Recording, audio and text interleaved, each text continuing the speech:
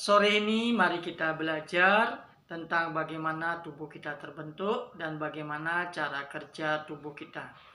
Dengan mengetahui cara kerja tubuh kita, maka akan sangat mudah bagi kita untuk merawat dan menjaga kesehatan kita. Di sini saya akan menganalogikan tubuh kita secara menyeluruh atau secara holistik itu dengan komputer.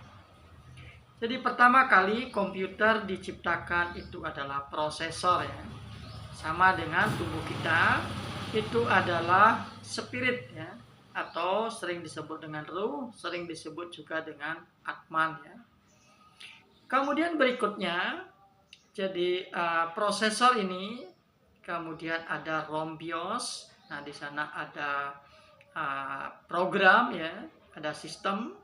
Kemudian dilengkapi juga dengan baterai ya. Jadi biar program itu tetap hidup ya. Jadi walaupun komputer dalam kondisi kita tidak nyalakan ya, tidak kita pergunakan. Jadi kalau di dalam tubuh kita, di sana ada jiwa, kemudian ada juga pranawa. Jadi jiwa, pranawa, dan spirit atau ruh ya. Ini menjadi satu ya. Kalau di komputer ada prosesor, ROM BIOS yang sudah ada sistemnya, kemudian ada baterainya ya. Jadi supaya sistem itu tetap bisa bekerja ya, walaupun komputer masih dalam keadaan mati ya. Nah, kemudian setelah ada prosesor, ROM BIOS, kemudian berikut dengan baterainya. Nah, barulah ada hardware ya. Ada hardware, ada monitor, ada CPU, ada keyboard, ada mouse ya, dan lain sebagainya ya. Nah, itu adalah hardware daripada komputer. Jadi prosesor, ROM BIOS beserta baterai dipasanglah di dalam hardware ya. Jadi ROM BIOS itu sebagai sistem yang pertama. Nah, begitu juga dengan tubuh kita. Jadi spirit ya, atau ruh itu ketemu dengan jiwa, kemudian berikut pranawa. Nah, ini ketemulah dengan tubuh fisik kita ya. Jadi masuk ke dalam tubuh fisik kita ya. Nah, kemudian kalau komputer, nah itu pertama kali kita colokkan listrik ya. Kita kasih listrik, kemudian kita nyalakan. Nah, kemudian yang pertama langkahnya adalah kita instalasi ya, jadi peralatan yang kita pergunakan ya. Jadi keyboard, mouse, kemudian printer dan lain sebagainya ya. Itu dihubungkan dengan instalasi software ya. Nah, begitu juga dengan tubuh kita. Jadi ketika kita lahir, kita mulailah mendengar, merasa, kemudian dan lain sebagainya, mulai kita merekam ya. Jadi apapun yang ada di dalam kehidupan ini kita rekam, kita simpan ya.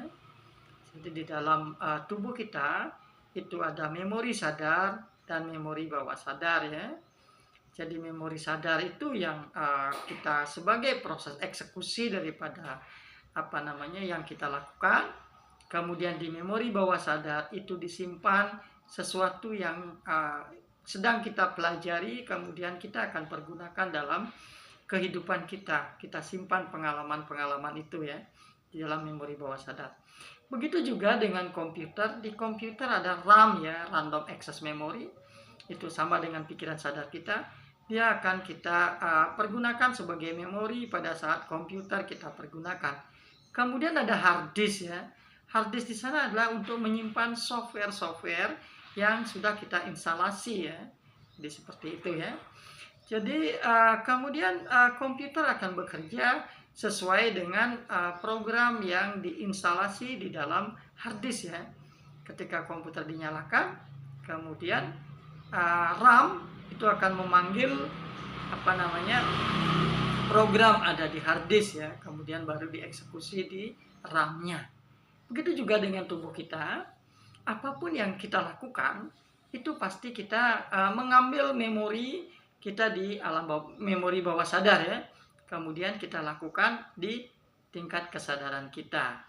Jadi semua apapun yang kita lakukan itu adalah sesuatu yang sudah kita alami sebelumnya, yang pernah kita alami, kemudian itulah yang akan kita lakukan sesuai dengan memori-memori yang sudah kita simpan ya, yang sudah kita pelajari sebelumnya. Jadi mengulang begitu saja ya. Jadi ketika ada sesuatu hal yang baru kita pelajari, kita simpan lagi di memori bawah sadar.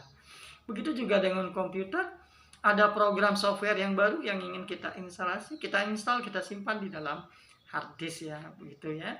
Jadi di dalam komputer kadang ketika kita instalasi dengan jaringan internet atau menggunakan Bluetooth, barang-barang atau peralatan yang tidak terhubung langsung ya dengan komputer itu bisa terhubung melalui melalui Bluetooth atau melalui jaringan internet ya, tanpa tersentuh ya.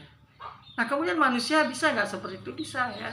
Jadi manusia itu menggunakan program bawah sadarnya, kemudian memfokuskan pikirannya, kemudian kita menggunakan aura, jadi pancaran energi kita, jadi sehingga itu bisa, jadi kita bisa terhubung, terkoneksi ya, jadi dengan manusia yang lain ya, yang memiliki frekuensi yang sama, baik itu tujuannya untuk penyembuhan atau tujuan-tujuan yang lain ya. Nah, mungkin itu ya analogi yang saya sampaikan hari ini antara komputer dengan tubuh kita. Jadi mungkin teman-teman yang yang saintis ya, yang suka belajar tentang saintis, nah ini akan sangat tubuh kita itu betul-betul sains ya, jadi betul-betul sains, sangat luar biasa ya. Jadi nanti mungkin pertemuan berikutnya saya akan lebih perdalam lagi ya. Jadi sampai kita berbicara spiritual, kita melalui saintis itu sangat luar biasa ya, dan sangat menarik. Oke, makasih.